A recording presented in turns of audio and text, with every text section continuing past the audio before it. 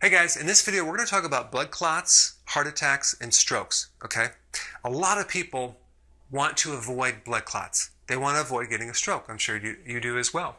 And in your mind, what do you think is the number one thing that you have to avoid? Go ahead and type it down below. I want to know what you think, okay? Before I tell you, is it a food? Is it a certain thing? What forms the clots? Go ahead, type it down right now. And as you're doing that, I'm going to continue on with this little presentation. Now, in your body, the body is constantly forming clots and dissolving clots all day long, okay? And a clot is called a thrombus.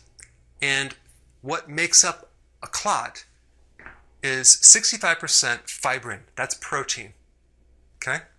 20% platelets, 10% red blood cells. And by the way, platelets, fibrin, and red blood cells are all protein.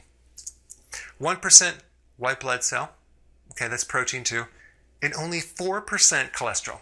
So my question to you is, did you type down cholesterol as being the thing that causes the clot?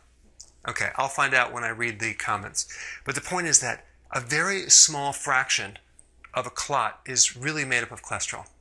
So consuming cholesterol is not going to form clots. It's not going to lead to strokes or heart attacks, FYI. Okay, so now we're going to talk about something called PAI-1, okay? I'm not going to tell you the long chemical name. I just want to let you know this is a compound that blocks something that dissolves the clot, okay? So remember I said that the clot is constantly being dissolved and formed? Well, this is something that stops the dissolving of the clot. Okay, it's an enzyme inhibitor. It blocks the enzyme that dissolves the clot. Okay, so we want to keep this very, very low, because when it increases the risk of developing a thrombus or a clot. Make sense?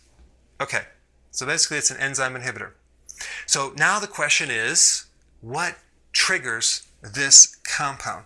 If you can know that, you can avoid these foods or substances or hormones, and thereby lowering your risk for getting a stroke, right? Okay, or a heart attack. Well, these are the triggers right here. Glucose, yeah, sugar. Insulin, we've talked about that a million times. Cortisol, that's the stress hormone, will increase the risk of getting a clot.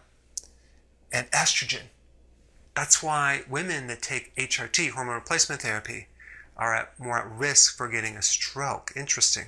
So if you commented down there that it was saturated fats or cholesterol, it's actually not, because saturated fats are not one of the triggers.